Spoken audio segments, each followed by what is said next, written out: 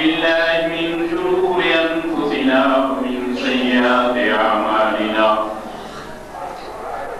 من يهده الله فلا مضل له ومن يضلل فلا هادي له ونشهد أن لا إله إلا الله وحده لا شريك له ونشهد أن سيدنا وحبيبنا ورحيمنا وكريمنا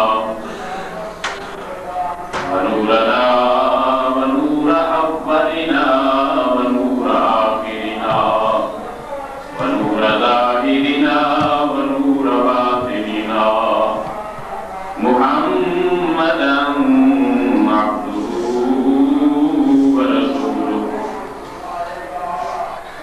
نور لك النور وبك النور ومنك النور ونور من نور ونور على نور داعيا إلى الله بإذنه وسراجا منيرا أما بعد فأعوذ بالله من الشيطان الرجيم بسم الله الرحمن الرحيم محمد رسول الله والذين معه أشداء على الكفار رحماء بينهم تراهم ركعا سجدا يبتغون فضلا من الله ورضوانا سيماهم في وجوههم من أثر السجود ذلك مثلهم في التوراة ومثلهم في الإنجيل صدق الله المولانا العظيم يا رب صل وسلم دائما أبدا على حبيبك خير الخلق كلهم هو الحبيب الذي ترجى شفاعته لكل حول من الأحوال مقتدر يا أكرم الخلق ما لي من ألوذ به سواك عند حلول الحادث الأممي إن الله وملائكته يصلون على النبي يا أيها الذين آمنوا صلوا عليه وسلموا تسليما اللهم صل على محمد وعلى آل محمد كما صليت على إبراهيم وعلى آل إبراهيم إنك حميد مجيد اللهم بارك على محمد وعلى آل محمد كما باركت على إبراهيم وعلى آل إبراهيم إنك حميد مجيد نور باق آواز بلند الصلاة والسلام عليك يا سيدي يا رسول الله وعلى آلك وأصحابك يا سيدي يا حبيب الله الصلاة والسلام عليك يا سيدي يا خاتم النبيين وعلى آلك وأصحابك يا سيدي يا شفيع المذنبين الصلاة والسلام عليك يا سيدي يا محبوب رب العالمين وعلى آلك وأصحابك يا سيدي يا رحمة للعالمين جسے مل گیا کملی والے کا دامن اسے تو جہاں کا خزانہ ملا ہے جسے مل گیا کملی والے کا دامن اسے تو جہاں کا خزانہ ملا ہے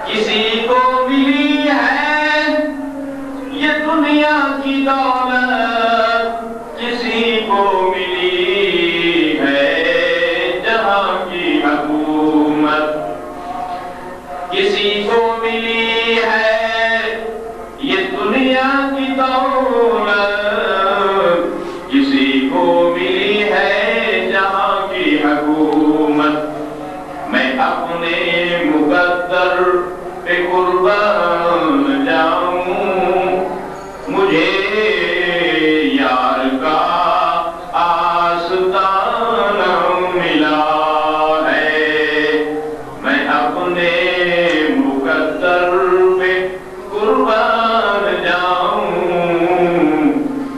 مجھے پیر کا آستانہ ملا ہے، جسے مل گیا کملی والے کا دامن، اسے دو جہاں کا خزانہ ملا ہے۔ علی سے میں مل کر نبی سے ملا ہوں، محمد سے مل کر خدا سے ملا، صلی اللہ علیہ وسلم۔ علی سے میں مل کر نبی سے ملا ہوں، محمد سے مل کر خدا سے ملا ہوں، حقیقت تو یہ ہے مجھے پیر کامل تمہارے ملے سے زمانہ ملا ہے، حقیقت تو یہ ہے مجھے پیر کامل تمہارے ملے سے زمانہ ملا ہے، جسے مل گیا کملی والے کا دامن، اسے دو جہاں کا خزانہ ملا ہے۔ نمازیں پڑھے جا، اذانیں دیے جا، شب و روز سجدوں پہ سجدے کیے جا، نمازیں پڑھے جا، اذانیں دیے جا، شب و روز سجدوں پہ سجدے کیے جا، نمازیں اسی کی، اذانیں اسی کی، جسے پنجتن کا گھرانہ ملا ہے، نمازیں اسی کی، اذانیں اسی کی، جسے پنجتن کا گھرانہ ملا ہے، جسے مل گیا کملی والے کا دامن، اسے دو جہاں کا خزانہ ملا ہے۔ معزز سامعین، محترم بزرگوں، بھائیو، عزیز نوجوان ساتھیو، واجب الاحترام مام اور بہنوں،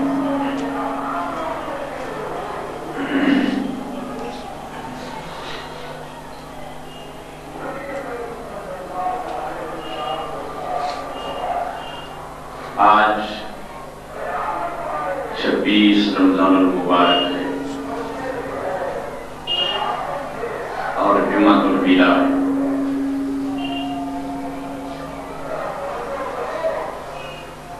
رمضان المبارک کی آمد تھی، لیکن آج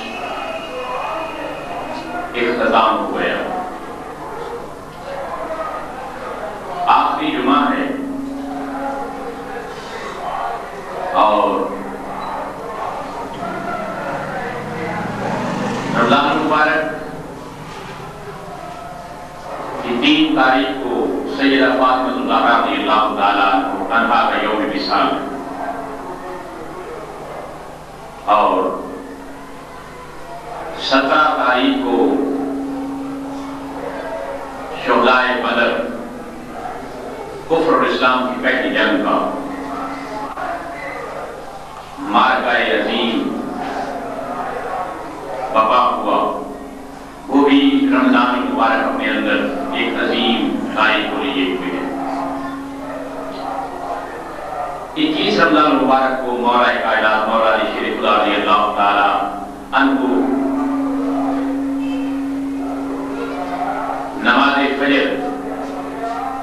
کوفہ کی جامع مسجد میں پڑھانے کے لیے تشریف لے جاتے ہیں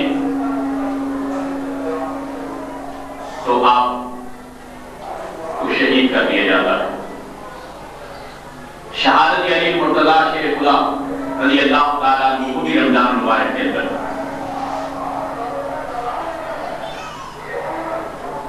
پچھلے جمعہ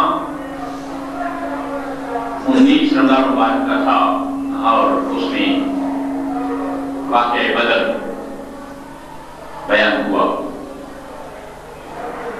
شہادت علی مرتضیٰ شیر خدا رضی اللہ تعالیٰ عنہ کے حوالہ سے آج کا مضمون ہے اور اس مضمون کی کمبینیشن ہے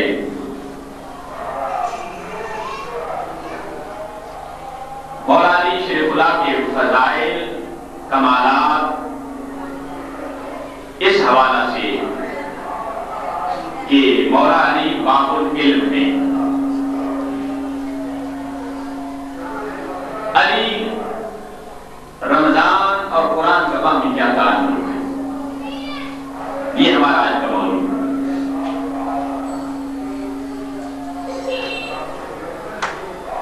مولا علی شیر خدا رضی اللہ تعالی نبی کریم علیہ السلام کی چچا زاد بھائی بھی ہیں اور حضور علیہ السلام کی لاڈلی بیٹی سیدہ طیبہ طاہرہ عابدہ ساجدہ راقیہ فاطمہ الزہرا رضی اللہ تعالی عنہا مولا علی کے عقد میں نکاح میں تھی اور مولا علی شیر خدا رضی اللہ تعالی عنہ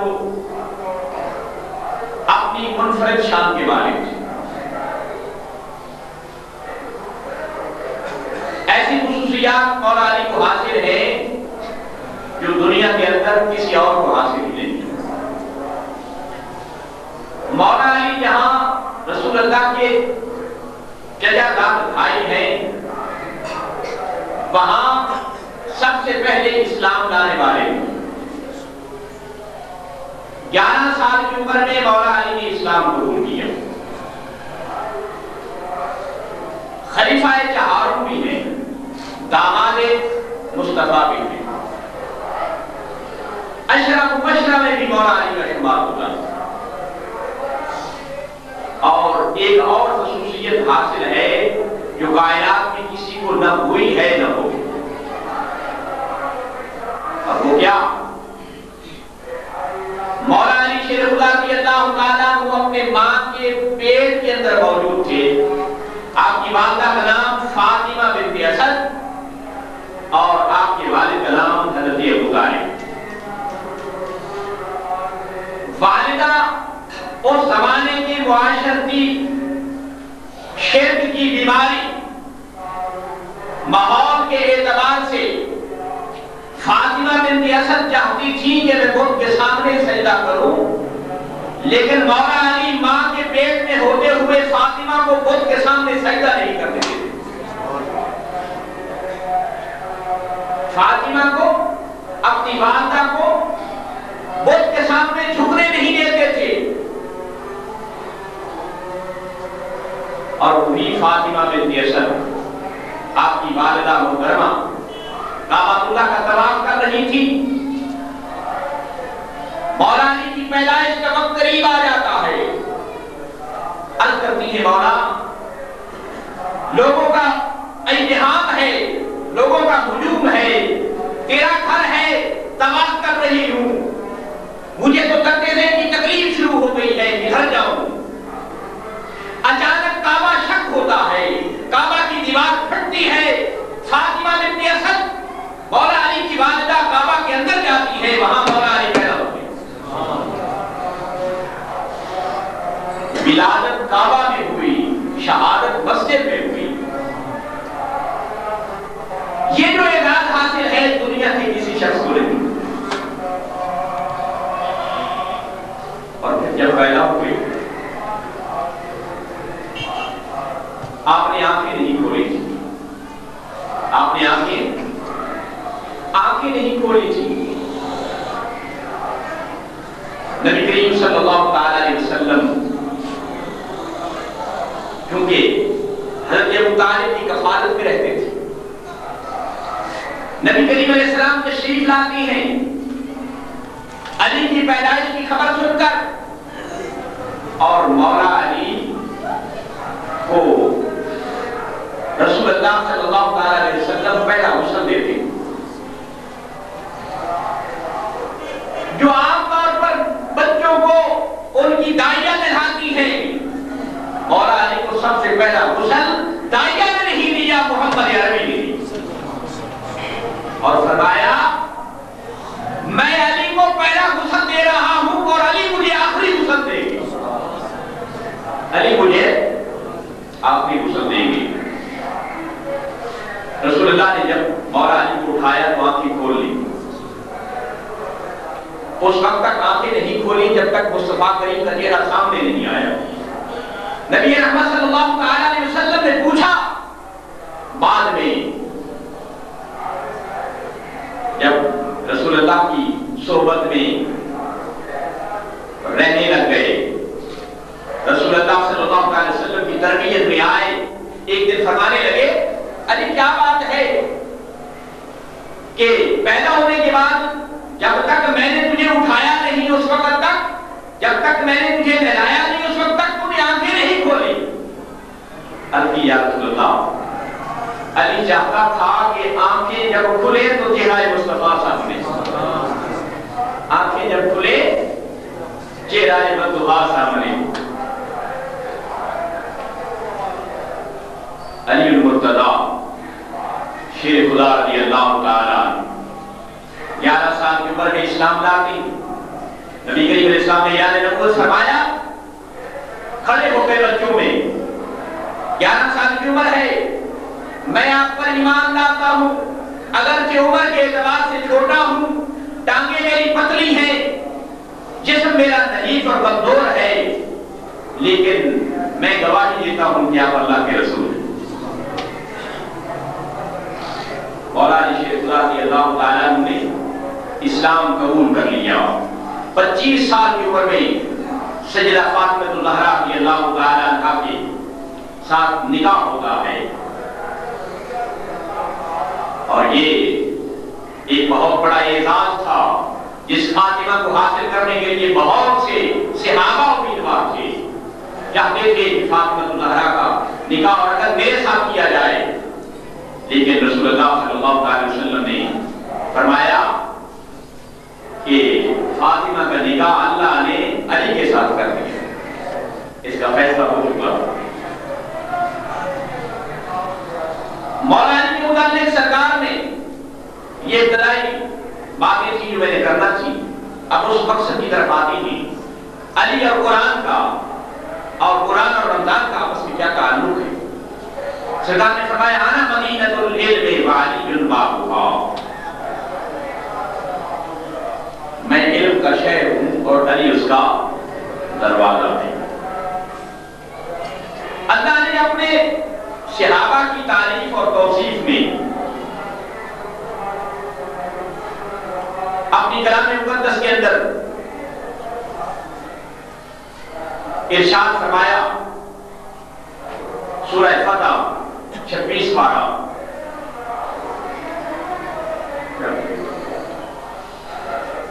محمد رسول اللہ، محمد صلی اللہ علیہ وسلم اللہ کے رسول ہیں، والذین معه اشداء علی الکفار، اور مساعدت مند جو آپ کے ساتھی ہیں کفار کے مقابلہ میں طاقتور ہیں، رحماء بینہم آپس میں بڑے رحم دل ہیں، تراہم رکعا سجدا یبتغون، فرمایا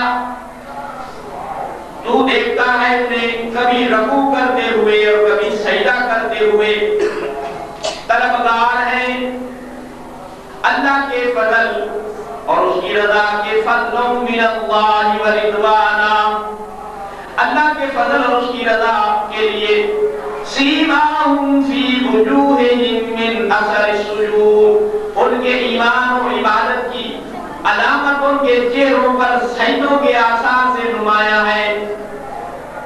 ذالک مثلہم فی التوراۃ، ان کے اوصاف تورات میں مذکور ہیں۔ ومثلہم فی الانجیل، نیز ان کی صفات انجیل کے اندر بھی لکھی ہوئی ہے کہ نبی کریم صلی اللہ علیہ وسلم کے یار، حضور علیہ السلام کے جان نثار، حضور علیہ السلام کے صحابہ،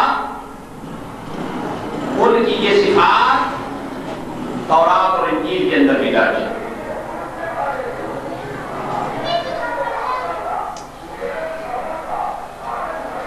اب صحابہ کی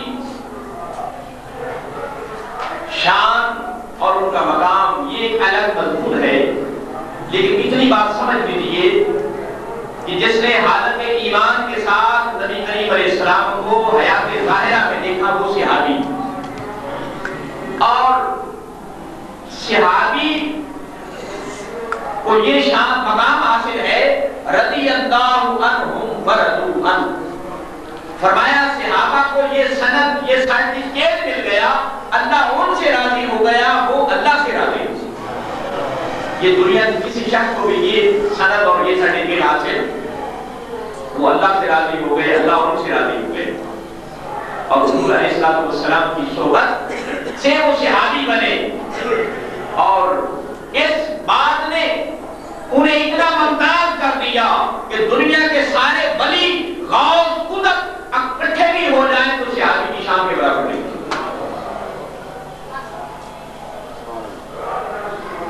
علم کے حوالے سے بات کر رہا تھا، یہ قرآن سے صحابہ کی شان ہے۔ انا مدینۃ العلم بابی بابھا، سرکار فرماتی ہیں کہ میں علم کا دروازہ ہوں، علم کا شہر ہوں، علی اس کا دروازہ۔ علم ایک شہر کی مانند ہے، علم ایک بستی کی مانند ہے، علم ایک شہر کی مانند ہے۔ انا مدینۃ العلم، میں علم کا شہر ہوں، وعلی بابھا، علی اس کا دروازہ، علی اس کا۔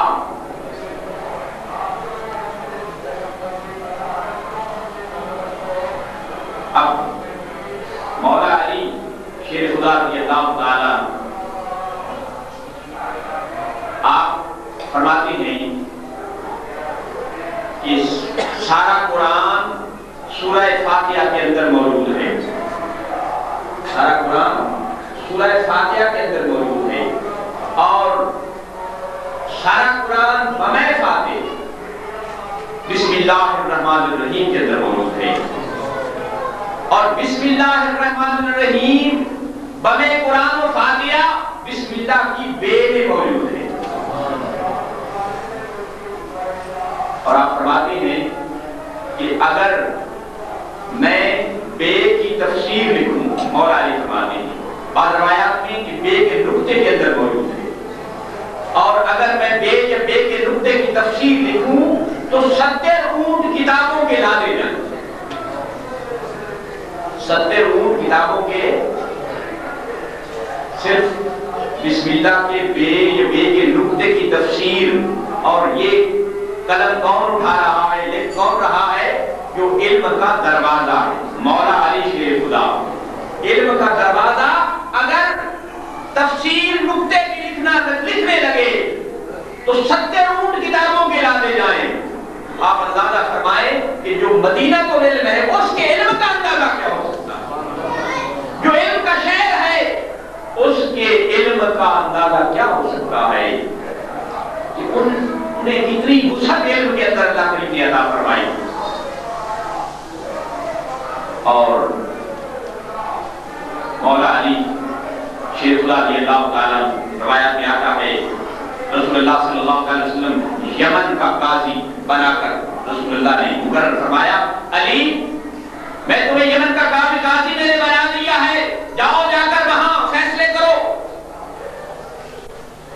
مولا علی شیر خدا رضی اللہ تعالیٰ کو فرمانے لگے من قضات یا رسول اللہ، یا رسول اللہ قضات کیا ہے، قاضی کا کیا کام ہے، قضات کیا ہے؟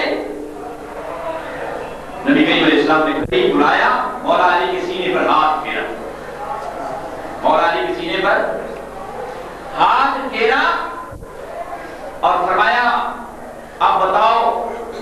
اب یا رسول اللہ میں جان گیا, میں پہچان گیا, مجھے پتا چل گیا کہ قضات کیا ہے, قاضی کا کام کیا ہے. دنیا کی کوئی یونیورسٹی, دنیا کا کوئی کالج اور سکول پہلے کسی کو عہدہ نہیں دیتا, پہلے علم دیتا ہے پھر عہدہ دیتا ہے. اور رسول اللہ صلی اللہ علیہ وسلم کی بارگاہ کا کیا کمال ہے, پہلے عہدہ دیا جا رہا ہے, بعد میں علم دیا جا رہا ہے. اور علم بھی کوئی کتابی صورت میں نہیں ہے, علم پڑھایا نہیں جا رہا, سینے پہ ہاتھ رکھا سارے علوم عطا کر. اور مولا علی کے فیصلوں کی ایک باقاعدہ فقہ کے اندر کتاب, اور فقہ کے اندر بہت سا حصہ مولا علی شیر خدا رضی اللہ تعالیٰ عنہ کا. حضرت عمر رضی اللہ تعالیٰ عنہ کے دور خلافت کے اندر ایک مجنون عورت نے برائی کا ارتکاب کیا, تو حضرت عمر رضی اللہ تعالیٰ عنہ نے اس پر حد نافذ کر دی کہ اسے کوڑے لگاؤ. حضرت علی رضی اللہ تعالیٰ عنہ کو پتہ چلا تو آپ نے جا کر کہا کہ بھائی عمر, میں نے رسول اللہ صلی اللہ علیہ وسلم سے یہ بات سنی ہے کہ جو مجنون ہوتا ہے وہ مرفوع القلم ہوتا ہے, اس پر شریعت کی حد نہیں لگتی. مجھے اپنا ہی پتہ نہیں ہے اس پر شریعت کی حد کیسے لگی. حضرت عمر رضی اللہ تعالیٰ عنہ فوراً چونک پڑے اور کہنے لگے لولا علی لہلک عمر, اگر آج علی نہ ہوتے عمر غلط فیصلہ لے کر ہلاک ہو گیا تھا, عمر برباد ہو گیا تھا. لولا علی لہلک عمر, اگر علی نہ ہوتے عمر ہلاک ہو گیا تھا. اور مولا حضرت عمر رضی اللہ تعالیٰ کو ہاتھ اٹھاتی ہے اور فرماتی ہے اللہ جس زمین پر علی نہ ہو اس پر عمر کو زندہ نہ رکھ. اہل تشیع اس بات سے سبق حاصل کریں کہ علی اور عمر کا اختلاف بیان کرنے والوں کہ مولا علی جا کر بات بتاتے ہیں, عمر قبول کرتے ہیں اور ساتھ کہتے ہیں اللہ جس زمین پر علی نہ ہو وہاں عمر کو زندہ نہ رکھنا. لولا علی لہلک عمر, اگر علی نہ ہوتے عمر غلط فیصلہ لے کر ہلاک ہو گیا.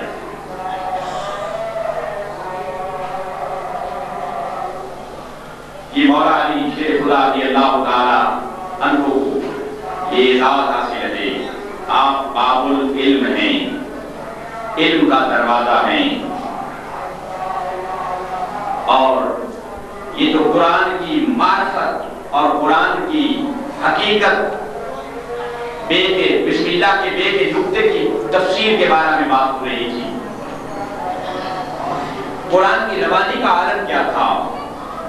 روایات میں آتا ہے مولا علی شیر خدا گھوڑے پہ سوار ہوتے, ادھر رکاب میں پاؤں رکھتے اور ادھر دوسری رکاب میں جاتے جاتے قرآن کا ختم کر لیتے. ختم قرآن کر لیتے تھے. یہ قرآن کی روانی, مولا علی کی قرآن کی روانی, یہ الف لام میم سے شروع کیا اور بناس پہ پہنچے تو رکاب میں دوسری طرف پاؤں رکھتی ہے.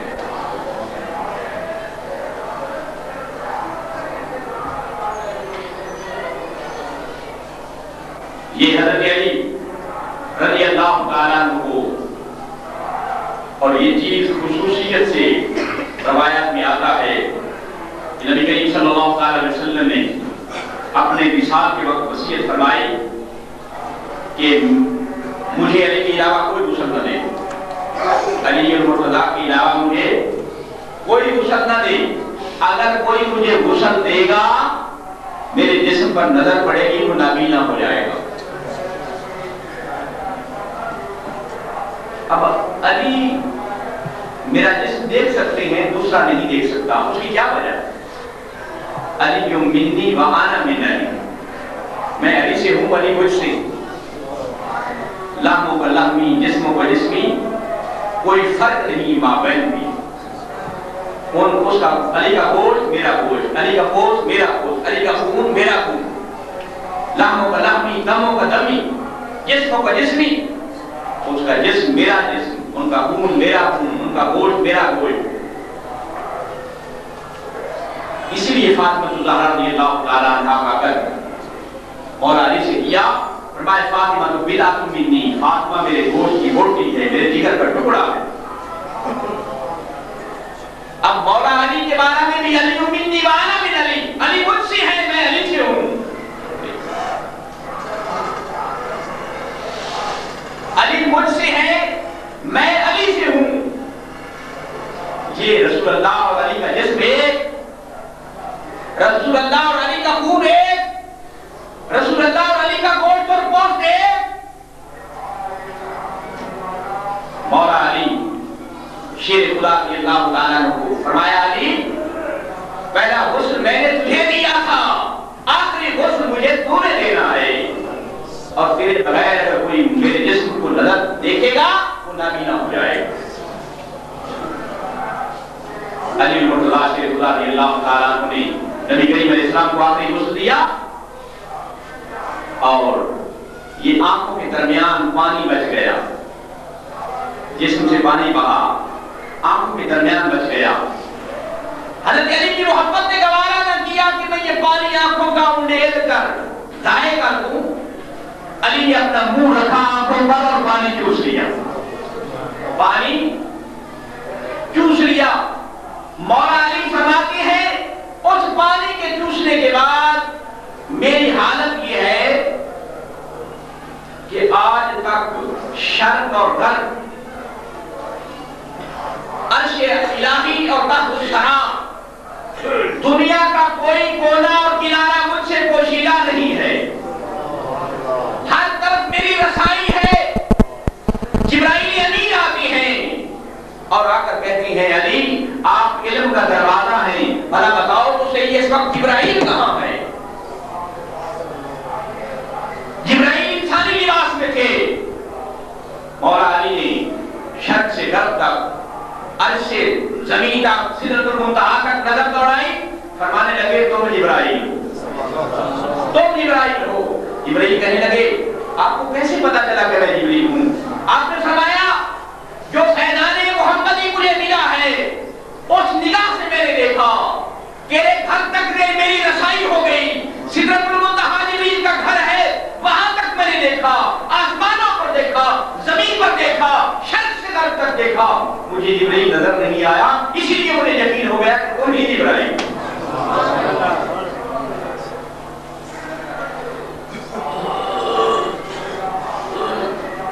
اللہ کی گرامی، یہ مولا علی کی شان علم ہے۔ سرکار نے فرمایا انا مدینۃ العلم وعلی بابها، میں علم کا شہر ہوں، علی اس کا دروازہ ہے۔ اور یہ ایک نکتے کی بات ہے، رسول اللہ امام الانبیاء ہیں اور علی امام الاولیاء ہیں۔ ولایت کی مور علی کے گھر سے لگتی ہے، کوئی ولی نہیں بنتا جب تک مولا علی شیر خدا رضی اللہ تعالیٰ عنہ مور نہیں لگاتے۔ ولایت علی کے گھر کی ہے، اور دنیا کے اندر مولا علی کی چوکھٹ پر جھکے بغیر کسی کو علم نہیں آ سکتا۔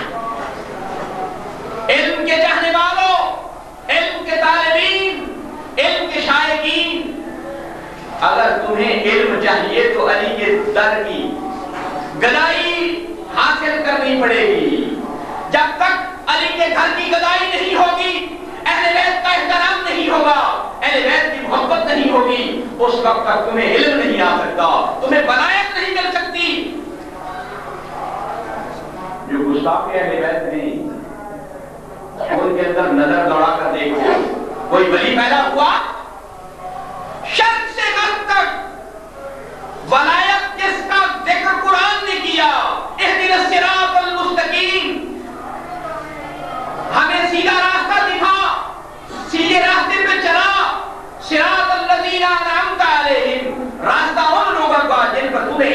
فرمایا. اور منہمین لوگوں کے 4 گروہ ہیں: نبیین، صدیقین، شہداء اور صالحین. اور صالحین اولیاء اللہ، آپ مشرق سے مغرب تک، شمال سے جنوب تک پوری دنیا پر نظر دوڑاؤ. ہم پنجاب کے رہنے والے ہیں اور دادا علی حجویری پنجاب کے بادشاہ ہیں. علامہ لاہوری کلندر لاہوری کہتے ہیں خاک پنجاب استمعوا زندہ کش. پنجاب کی سرزمین دادا علی حجویری کے دم قدم سے آباد ہے. آپ دیکھ لیں دادا علی حجویری کی حیات طیبہ کو اٹھا کر کے دادا علی حجویری کا کیا مذہب اور عقیدہ تھا. حضور سیدنا غوث اعظم کا کیا مذہب اور عقیدہ تھا. سلطان العارفین سلطان ماہو کا کیا مذہب اور عقیدہ تھا. بابا فرید الدین گنج شکر، حضرت بہاؤل حق زکریا ملتانی، محدث اعظم پاکستان پیر سید جماعت علی شاہ صاحب محدث علی پوری، پیر مہر علی شاہ صاحب گولڈوی، خواجہ قمر الدین شمس الدین سیالوی، خواجہ معین الدین چشتی اجمیری، حضرت بختیار کاکی،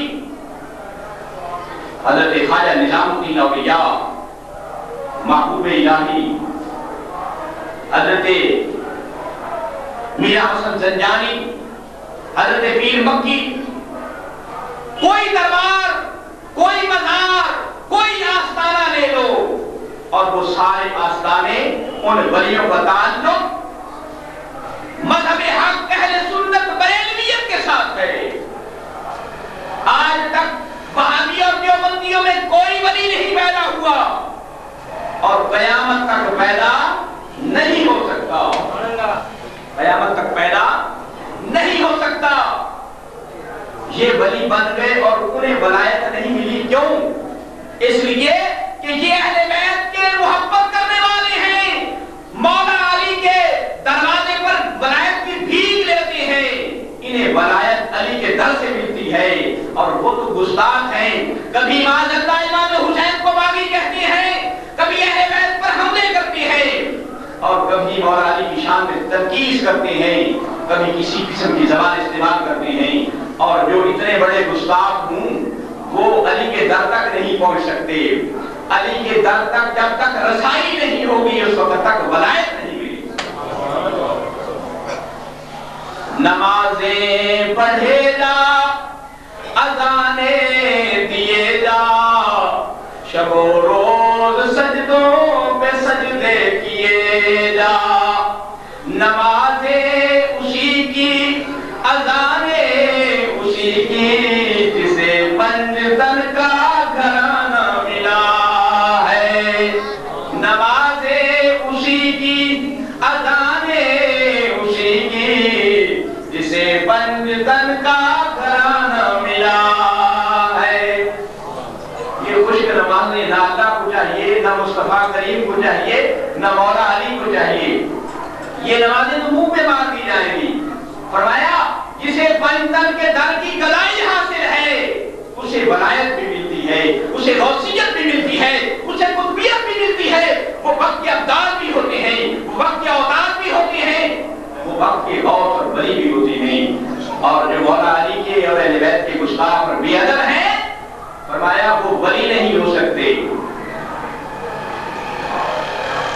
اللہ اکبر کبیرہ والحمدللہ حمدا کثیرا، سبحان اللہ وبحمدہ، سبحان اللہ العظیم، استغفر اللہ. میرے بھائیوں، تمہیں تمہارا مسلک مبارک ہو کہ ہم سب مولا علی کے گھر کے غلام ہیں. مولا علی کے گھر کے غلام ہیں. اور دعا کرو اللہ اسی غلامی میں زندہ رکھے اور اسی غلامی میں موت آئے. جب موت آئے تو مولا علی ہمارے پاس موجود ہوں. ہماری روح جب اسرائیل علیہ السلام نکال رہے ہوں، مولا علی ایک طرف موجود ہوں، دوسری طرف رسول اللہ موجود ہوں اور حسنین کریمین موجود ہوں. آپ کہیں گے یہ کیسے ممکن ہے؟ تاریخ پاکستان کا مشہور واقعہ غازی علم الدین شہید کا. غازی علم الدین شہید کوئی عالم نہیں تھا، مفتی نہیں تھا، محدث نہیں تھا، کسی ادارے یونیورسٹی اور ادارے کا پڑھا ہوا نہیں تھا، بلکہ ایک سمپلی سا مسلمان تھا، ایک سادہ سا مسلمان تھا. لوہار کے پیشے سے اس کا تعلق، اور علم الدین کو پتا چلا کہ راج گوپال نے میرے آقا کے خلاف کتاب لکھی ہے رنگیلا رسول. یہ سنی بات گھر سے نکلا، چاقو لیا اور جا کر راج گوپال کو کہا کہ میرے آقا کے خلاف تو نے کتاب لکھی ہے. اس نے کہا میں نے لکھی ہے. چاقو مار کر اسے واصل جہنم پہنچا دیا، اسے واصل جہنم پہنچا دیا اور پہنچا کر آ کر عدالت میں پیش ہو گیا. عدالت میں پیش ہو گیا، بتایا کہ میں نے خنزیر کو قتل کیا ہے. اس دور کے اندر ان لوگوں کی حکومت تھی. مختصر بات کرتا ہوں، قائد اعظم محمد علی جناح وکیل تھے غازی علم الدین کے. تمام مسلمان مشینری ایک طرف، کفر ایک طرف، اسلام ایک طرف. قائد اعظم محمد علی جناح نے غازی علم الدین سے کہا علم الدین ایک مرتبہ انکار کر دو میں تمہیں بری کرا دوں گا. اب قائد اعظم محمد علی جناح کی بغاوت تو مسلم تھی، قائد اعظم کے مقابلے کا کوئی وکیل نہیں تھا. لیکن غازی علم الدین نے کہا محمد علی میں کیوں انکار کروں؟ میں نے سعادت حاصل کی ہے، میں نے خنزیر کو قتل کیا ہے، گستاخ رسول کو قتل کیا ہے، میں کیوں انکار کروں؟ میں نے قتل کیا.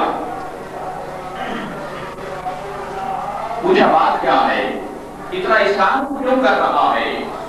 میں جب تجھے چھڑانا چاہتا ہوں. غازی علم الدین نے بتایا محمد علی میں تمہاری بات مانوں یا رسول اللہ کی بات مانوں؟ میرے جیل خانے کے اندر نبی کریم علیہ السلام تشریف لاتی ہے، مولا علی آتی ہے، حسین کریمین آتی ہے. وہ کہتی ہیں غازی علم الدین ہم تیرا انتظار کر رہے ہیں، کس وقت تم پھانسی کا پھندا اپنے گلے میں ڈال کر ہمارے پاس آؤ.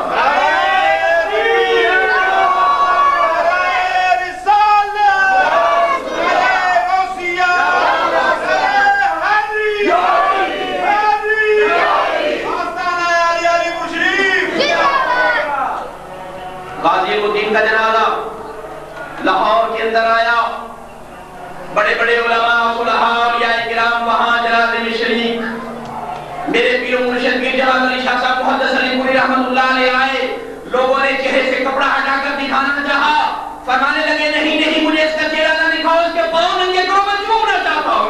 یہ کام میرا تھا جو علم الدین نے کر دیا ہے، یہ کام میرا تھا جو غازی علم الدین نے کر دیا ہے. اب یہ کر رہا تھا کہ علم الدین، غازی علم الدین شہید، اس کے پاس رسول اللہ قید خانے کے اندر جیل میں آئے، مولا علی آئے، حسین کریمین آئے. جو جس سلائے موت تھی اس کی لائٹ بند ہوتی تھی. جیل میں چکر لگا رہا تھا رات کے وقت. علم الدین کا جو بجلی کا نظام تھا وہ منقطع تھا، سزائے موت کا فیصلہ ہو چکا تھا، لیکن علم الدین کے کمرے سے روشنی آ رہی. سبحان اللہ. جیلر نے آ کر پوچھا علم الدین یہ روشنی کیسی ہے؟ ہم نے تو تیرا بجلی کا نظام منقطع کیا ہوا ہے. علم الدین نے بتایا کہ روشنی میرے آقا کی ہے، یہ روشنی مولا علی کی ہے، یہ روشنی صحابہ کی ہے، میرے پاس وہ تشریف لائے ہوئے ہیں. مجھے لے جانے کے لیے میرا انتظار کر رہے ہیں، مجھے تسلی دینے کے لیے جیل میں آتی ہیں. بتاؤ جو عاشق رسول ہوتے ہیں ضروری نہیں وہ عالم ہوں، حافظ ہوں، محدث ہوں، قاری ہوں، شیخ الحدیث ہوں۔ عشق اگر ایک لوہار کے بیٹے کے اندر رسول اللہ کا آ گیا تو ادھر بھی رسول اللہ اور مولا علی آ گئے۔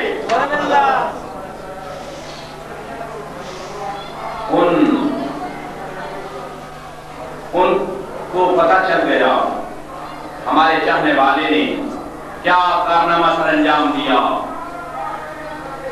آگے کر رہا تھا کہ جب عاشقوں کی موت ہوتی ہے، مولا علی سے محبت کرنے والے، رسول اللہ سے محبت کرنے والوں کا جب آخری سفر ہوتا ہے، وہ ان کو لینے کے لیے، ان کا استقبال کرنے کے لیے تشریف لاتے ہیں۔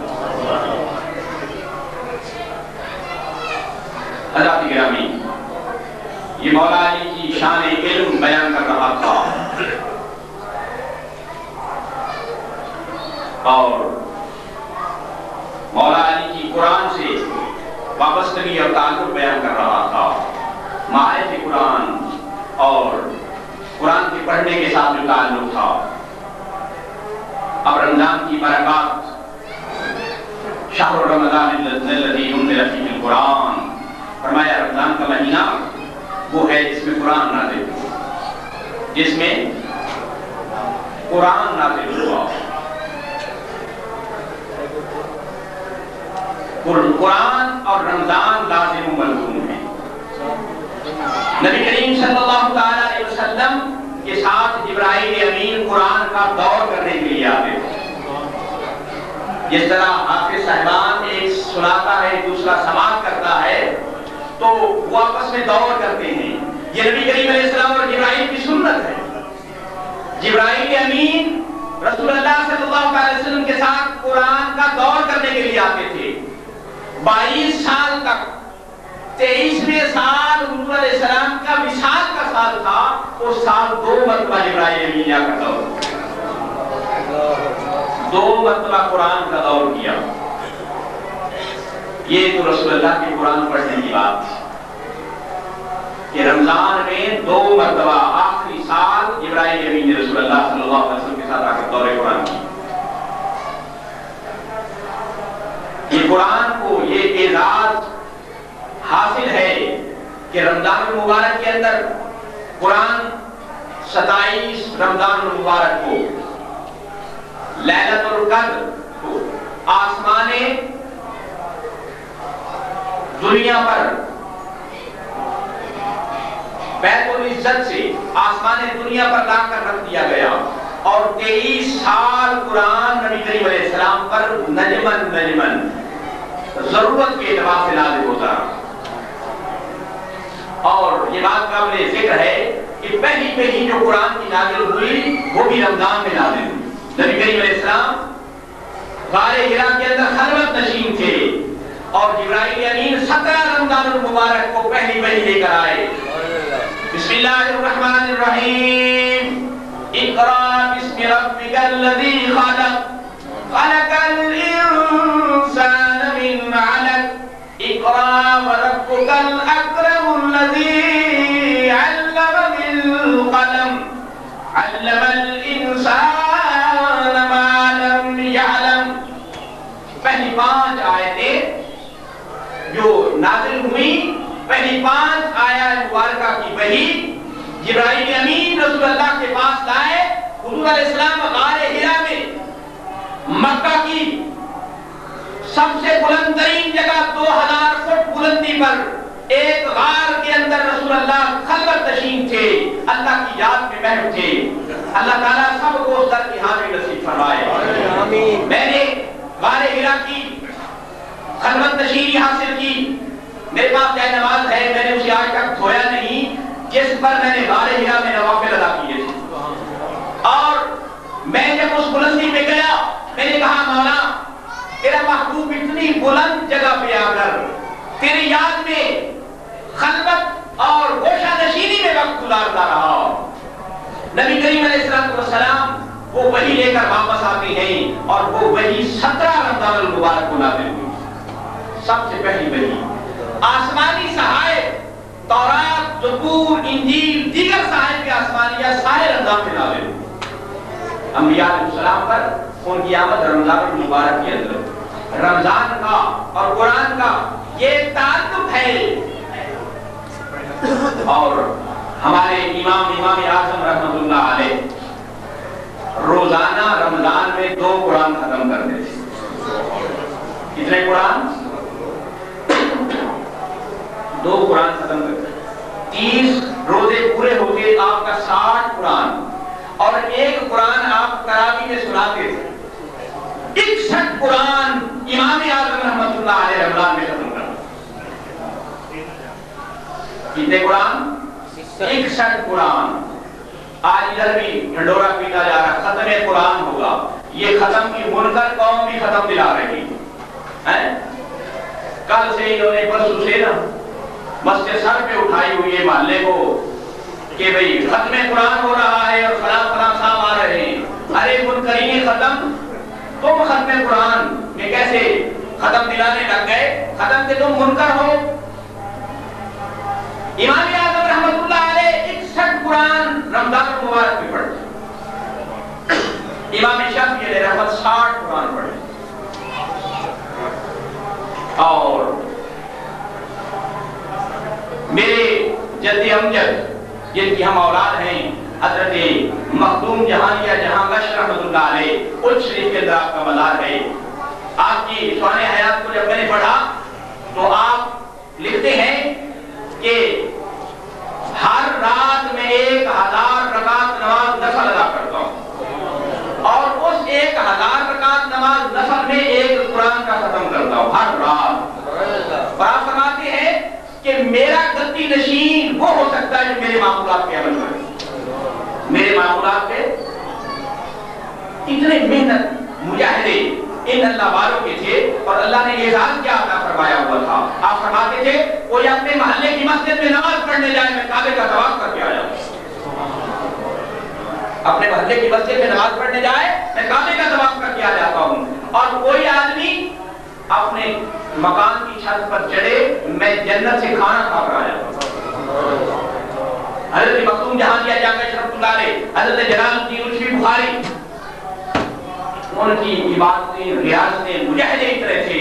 اللہ نے مقام بھی اس قدر عطا فرمایا کہ فہم و فراست سے بھی بڑا بنا. حضرت گرامی، نبی کریم علیہ السلام جو قرآن کا علم زیادہ جانتا تھا اس کی بڑی قدر کرتے تھے. ایک موقع پر امارت کی بات ہوئی، کوئی قافلہ جہاد کے لیے جا رہا تھا. آپ نے اس کو امیر قافلہ بنایا جو زیادہ قرآن جانتا تھا، جبکہ اس کی عمر سب سے چھوٹی تھی. عمر معلوم یہ ہوا کہ عمر سے بندہ بڑا نہیں ہوتا، علم سے بڑا ہوتا. علم کا زیادہ جاننے والا اس کو رسول اللہ نے جو قرآن زیادہ جانتا تھا، حافظ قرآن تھا، اسے امیر قافلہ بنا دیا. اور جنگ احد کے اندر صحابہ شہید ہوئے. کفن کی کمی کی وجہ سے ایک کفن میں 2 صحابہ کو دفن کیا گیا. لیکن نبی کریم علیہ السلام کیا فرماتے ہیں دفن کرنے والوں کو کہ بھائی جو حافظ قرآن ہو، جو قرآن کا علم زیادہ جانتا ہو، اسے قبلہ کی طرف رکھا جائے، اسے کعبہ کی طرف رکھا جائے، قبلہ کی طرف رکھا جائے، دوسرے کو اس کے پشت کے پیچھے رکھا جائے. یہ صاحب قرآن کی نظر میں قرآن والے کی قدر ہے. خیرکم من تعلم القرآن وعلمہ. میرے آقا و مولا صلی اللہ تعالی علیہ وسلم فرماتے ہیں تم میں سے بہتر وہ ہے جو قرآن پڑھتا ہے اور پڑھاتا ہے. قرآن پڑھتا ہے اور ہم دنیا دار ہیں، ہماری نظر میں کوٹھی والا بہتر ہوگا، کار والا بہتر ہوگا، مل والا بہتر ہوگا.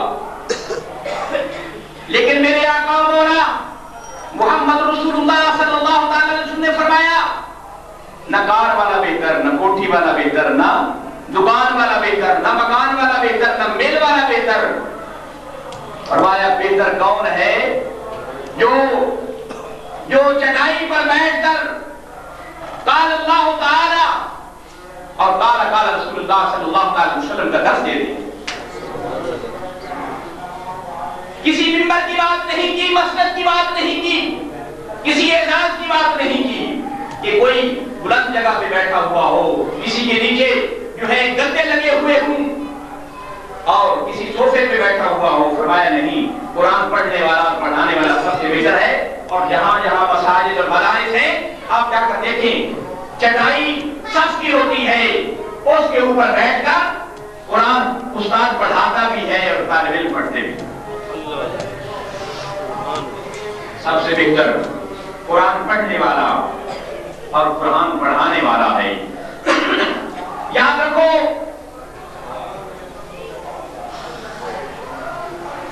اللہ کریم نے ارشاد فرمایا کہ وَلَا تَقْتُلُوا أَوْلَادَكُم مِّنْ خَشْيَةِ الْإِمْلَاقِ،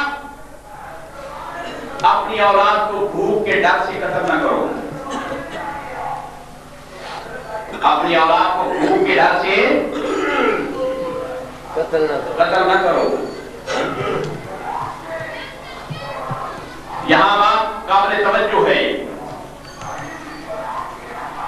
کہ عرب والے اپنی بیٹوں کو نہیں بیٹیوں کو قتل کرتے تھے، اور بیٹیوں کو بھوک کی وجہ سے نہیں قتل کرتے تھے. وہ کسی کا سسر بننا اور کسی کا ان کا داماد بننا انہیں ناگوار گزرتا تھا، اس لیے بیٹیوں کو زندہ ضرور کرتے تھے، قتل کر دیتے تھے، کنویں میں ڈال دیتے تھے، لڑکوں کو قتل نہیں کرتے تھے. یہ قرآن نے جو وَلَا تَقْتُلُوا أَوْلَادَكُم مِّنْ خَشْيَةِ الْإِمْلَاقِ کس کے لیے حکم بھیجا ہے؟ یہ تمہارے لیے بھیجا. اپنی اولاد کو بھوک کے ڈر سے قتل نہ کرو. نحن نرزقهم وإياكم، فرمایا ہم ان کے بھی رزاق تھے اور تمہیں بھی رزق ہم دے دیں. اب پوچھیں گے کہ یہ ہمارے لیے حکم کیسے کہ ہم بھوک کے ڈر کی وجہ سے اپنی اولادوں کو کالج میں داخلہ دلواتی، یونیورسٹی میں داخلہ دلاتی، انجینئرنگ میں داخلہ دلاتی ہیں، ڈاکٹری کے لیے داخلہ دلاتی ہیں، اس ڈر سے کہ اگر ہمارا بیٹا حافظ قرآن ہو گیا، دین کی تعلیم حاصل کر لی تو یہ ملا بن جائے گا، ہمارے گزر اوقات ہمارا کیسے گزرے گا. ہمارا بیٹا ڈاکٹر بن جائے، انجینئر بن جائے اور مل اونر بن جائے، ورکشاپ بنا لے، ورکشاپ چلائے. اگر اسی ڈاکٹر، انجینئر، ورکشاپ اور ان سے پوچھو جناب دعائے قنوت سناؤ، کہے گا نہیں آتی. نماز جنازہ سناؤ، کہے گا نہیں آتا. جس باپ نے اتنا پیسہ خرچ کر کے اسے ڈاکٹر انجینئر بنایا، وہ فوت ہو گئے ماں باپ، ان کے سامنے میت ان کی پڑی ہے اور ہاتھ باندھ کر صم بکم عمی فہم لا یرجعون، گونگا بہرا ہو کر کھڑا ہے. ارے پڑھتا کیوں نہیں؟ جناب انہوں نے یہ پڑھایا ہی نہیں کہ جنازہ اس طرح پڑھا جائے. نہ قرآن کی تعلیم دی، نہ حدیث کی تعلیم دی، نہ اسلام کی تعلیم دی، نہ نماز جنازہ پڑھایا، نہ کوئی دین کی تعلیم نہیں دی. انجینئر بنایا، ڈاکٹر بنایا، پی ایچ ڈی کرائی، ورکشاپ بنا کر دی، کاروبار پر لگا دیا. ماں باپ کے فوت ہونے پر ان کی دعائیں مقصد بھی نہیں کر سکتا. اللہ کریم نے فرمایا وَلَا تَقْتُلُوا أَوْلَادَكُم مِّنْ خَشْيَةِ الْإِمْلَاقِ، فرمایا بھوک کے ڈر کی وجہ سے اولاد کو دین کی تعلیم نہ دینا اور صرف دنیا دار بنانا، یہ اولاد کا قتل ہے. کان کھول کر سن لو، قیامت کے دن یہی اولاد تمہارا گریبان پکڑے گی. اللہ کے ہاں تمہارے پاس کوئی جواب نہیں ہوگا. اللہ کے پاس تمہارے پاس کوئی جواب نہیں ہوگا. اللہ تعالیٰ فرمائے گا بتاؤ اپنی اولاد کو کیا دیا؟ نہ نماز آتی، نہ اسلام کا پتہ، نہ دین کا پتہ. ایسا کیوں کیا؟ مجھے حالات اچھے نہیں تھے، ہم نے کہا یہ پڑھ لکھ جائے گا تو ہمارے حالات بہتر ہو جائیں گے. لیکن ایک بات یاد رکھو، میرے والد صاحب رحمۃ اللہ علیہ مجھے ایک دن فرمانے لگے بیٹا میں نے بڑے بڑے پڑھے لکھے دیکھے ہیں، وہ روزی کے پیچھے پیچھے ہوتی ہے، روزی ان کے آگے آگے ہوتی ہے. وہ روزی کے پیچھے پیچھے ہوتی ہے، روزی ان کے آگے آگے ہوتی ہے. لیکن سادہ سے لوگوں کو میں نے حافظ قرآن بنتے دیکھا، دین کی تعلیم انہوں نے مکمل بھی نہیں کی، معمولی سی سیکھ لی. فرمایا وہ آگے آگے ہوتی ہے، روزی ان کی پیچھے پیچھے ان کی ہوتی ہے، ان کا رزق ان کے پیچھے پیچھے ہوتی ہے. ارے روزی کی تلاش میں تم اپنی اولاد کو اپنے ہاتھوں سے قتل کر رہے ہو صرف دنیا کی تعلیم دے کر. اگر دین کی تعلیم ان کے پاس نہیں ہے، یہ اولاد کا قتل ہے. آج تک آپ نے یہ تفسیر نہیں سنی ہوگی. تم نے تو یہ سمجھا کہ اولاد کا قتل کرنا منصوبہ بندی کی صورت میں ہے. نہیں، جو اللہ نے تمہیں اولاد دی ہے یہ بھی تم اس کو قتل کر رہے ہو. دین سے بغیر رکھ کر، دین سے ناشنا رکھ کر فرمایا یہ اولاد کو قتل کر رہے ہو.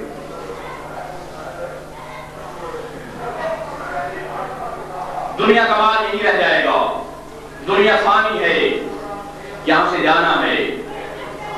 ارے اولاد کو وہ تعلیم دو جو تمہارے بھی قبر میں کام آئے، جو تمہارے بھی قبر میں کام آئے.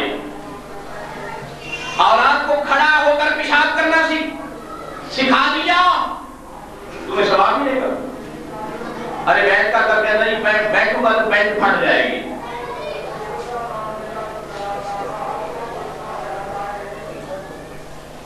بیٹھ کر کھڑے ہو کر پیشاب وہ کر رہا ہوگا، قبر کے عذاب تمہیں ہو رہا ہوگا. نماز وہ نہیں پڑھے گا، عذاب قبر تمہیں ہوگا. دین سے وہ بہ رہا ہوگا، سزا تمہیں ملے گی. ایک حدیث پاک سنیے، حدیث پاک میں آتا ہے نبی کریم صلی اللہ علیہ وسلم کا ارشاد گرامی ہے کہ ایک آدمی فوت ہو گیا، گناہگار تھا، بدکار و بد اعمال تھا. قبر کے اندر اسے عذاب ہو رہا تھا. قبر کے اندر اسے وہ فوت ہوا، اس کی بیوی حاملہ تھی، بعد میں اسے بچہ پیدا ہو گیا. بچہ جب بولنے کے قابل ہو گیا، ماں اس کی انگلی پکڑ کر مسجد میں استاد کے پاس لے کر گئی. جا کر کہا کہ میرے بیٹے کو قرآن کی تعلیم دو. استاد نے پڑھایا بسم اللہ الرحمن الرحیم. بچے نے پڑھا بسم اللہ الرحمن الرحیم. سرکار فرماتی ہے اللہ نے اس کے باپ کا عذاب اٹھا لیا. مولا ایسا کیوں کیا؟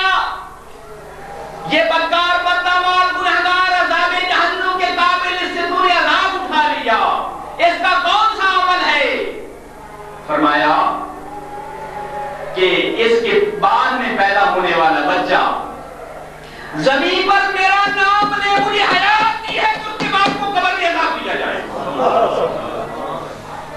مجھے حیات دی ہے، اس کا بیٹا حافظ قرآن بن نہیں گیا، عالم بن نہیں گیا، محدث بن نہیں گیا، فقیہ بن نہیں گیا، بلکہ ابھی پہلی مرتبہ اس نے پڑھا بسم اللہ الرحمن الرحیم. اللہ تعالیٰ نے عذاب دینے والے فرشتوں کو کہا اس میرے بندے کا عذاب ہٹا دو، اس کا بیٹا میرا نام زمین پر لے رہا ہے.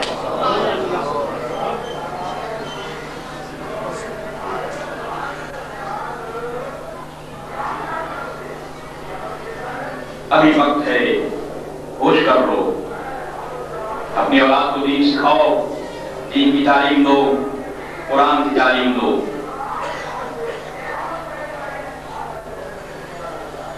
اپنی بھی خیر ہو جائے گی، تمہاری اولاد کی بھی بہتری اسی میں ہے. کوئی بھوکا نہیں مرتا، رزق اللہ کریم کی قبضہ قدرت میں ہے، رزق اللہ کی قبضہ قدرت میں ہے.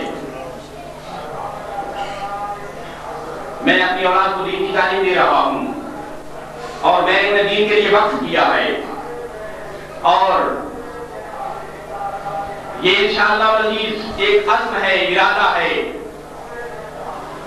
کہ قرآن کی تعلیم اللہ اور اس کے رسول کی رضا کے لیے دیں گے. قرآن پڑھائیں گے، دین اسلام پھیلائیں گے، لیکن مقصد معیشت نہیں ہوگا، دولت نہیں ہوگا، بلکہ اللہ اور اس کے رسول کی رضا. اسی میں نجات ہے، اسی میں بہتری ہے۔ رزق اللہ تعالیٰ ارے کتوں کو دیتا ہے، جانوروں کو دیتا ہے، کیڑوں کو اور مکوڑوں کو دیتا ہے، پتھروں کے اندر روزی پہنچانے والا اللہ۔ تو نے حق چھوڑا ہے اندیشہ غربت سے فقط، تو نے حق چھوڑا ہے اندیشہ غربت سے فقط، سوچتا ہوں تو دل احساس سے ہل جاتا ہے۔ ہائے تجھ کو اس بات سے بھی نہ تھی آگاہی، رزق تو اس دہر میں کتوں کو بھی مل جاتا۔ ہائے تجھ کو اس بات سے بھی نہ تھی آگاہی، رزق تو اس دہر میں کتوں کو بھی مل جاتا۔ جو ذات وما من دابۃ فی الارض الا علی اللہ رزقها، ایسے ہی حفصہ ایسی ہے، وما من دابۃ فی الارض الا علی اللہ رزقها، کوئی زمین میں چلنے والا دابہ جو پایا، فرمایا کوئی ایسا جانور نہیں زمین میں جس کی اللہ روزی نہ دیتا ہو۔ روزی اللہ کے ذمہ کرم پر ہے، روزی اس کی رحمت سے ملتی ہے، اس کے قبضہ قدرت میں ہے، لیکن تمہاری بھی بہتری اسی میں ہے کہ اپنی اولاد کو قرآن کی تعلیم سکھاؤ، دین کی تعلیم دو، تاکہ تمہاری قبر روشن ہو جائے۔ حافظ قرآن کے والدین کو قیامت کے دن سونے کا تاج پہنایا جائے گا، جس کی روشنی کا عالم یہ ہوگا کہ میدان محشر والے سمجھیں گے کہ یہ کوئی نبی ہے، پیغمبر ہے، رسول ہے، لیکن پتہ چلے گا وہ خود بھی حافظ نہیں، اس کا بیٹا حافظ قرآن۔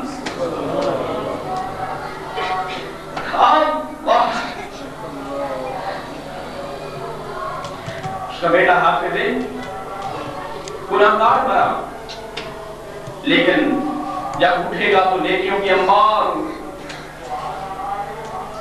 مولا یہ تو گناہگار تھا، اس کے پلے تو کچھ بھی نہیں تھا۔ فرمایا اولاد کی اچھی تربیت کر کے آیا تھا، اس کی اولاد نیکیاں کرتی رہی، اس کے نام اعمال میں کو درج کرتے رہے، اس کی بہتری کا یہ سامان بن گیا، اس کی بہتری کا یہ سامان بن گیا۔ بات یہ کر رہا تھا کہ ہمارا مضمون مولا علی کی شان علم قرآن کے حوالہ سے بولی چپ پٹھاوے۔ تمنا ہے کہ دنیا میں کوئی کام کر جاؤں، اگر کچھ ہو سکے تو خدمت اسلام کر جاؤں۔ تمنا ہے کہ دنیا میں تعلیم قرآن عام ہو جائے اور سب پرچموں سے اونچا پرچم اسلام ہو جائے، اور سب پرچموں سے اونچا پرچم اسلام ہو جائے۔ اسی قرآن کی تعلیم کے لیے میں نے آپ کی اس مسجد میں دو آدمی رکھے، ایک قرآن کا حافظ اور دوسرا قاری قرآن، دوسرا قاری قرآن، کہ ایک قرآن پڑھائے دوسرا قرآن کی تصحیح کرتا جائے۔ دو آدمی آپ کی مسجد میں رکھے، قرآن پڑھانے والے بھی اور قرآن کی قرات اور تجوید سکھانے والے، اور انشاءاللہ اللہ اس کے رسول کی مہربانی، اس کے فضل و کرم سے اور فضل خاص سے، حضور علیہ السلام کی نگاہ کرم سے ارادہ اور منصوبہ تو وسیع ہے، اگر زندگی نے وفا کی، یہ بے وفا ساتھ نہ چھوڑ گئی، اور منصوبہ وسیع ہے کہ یہاں لڑکوں کا بھی مدرسہ اور لڑکیوں کی تعلیم کا بھی انتظام کیا جائے۔ انشاءاللہ وقت آنے پر یہ باتیں ہوں گی۔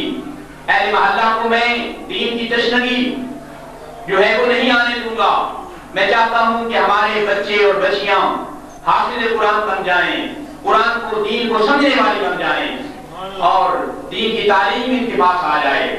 یہ آپ حضرات کے ساتھ تعاون ہوگا تو یہ کام جو ہے انشاءاللہ العزیز میں کرتا جاؤں گا۔ اللہ اس کے رسول کی مہربانی سے اور آپ حضرات کے تعاون سے اللہ جل وعلہ میری حاضری کو قبول فرمائے اور میری ان جو ٹوٹے پھوٹے الفاظ ہیں اللہ اپنی بارگاہ میں قبول فرما کر میرے لیے اور میری اولاد، میرے والدین اور اہل خانہ کے لیے نجات کا ذریعہ بنائے۔ باقی دعوانا الحمدللہ رب العالمین۔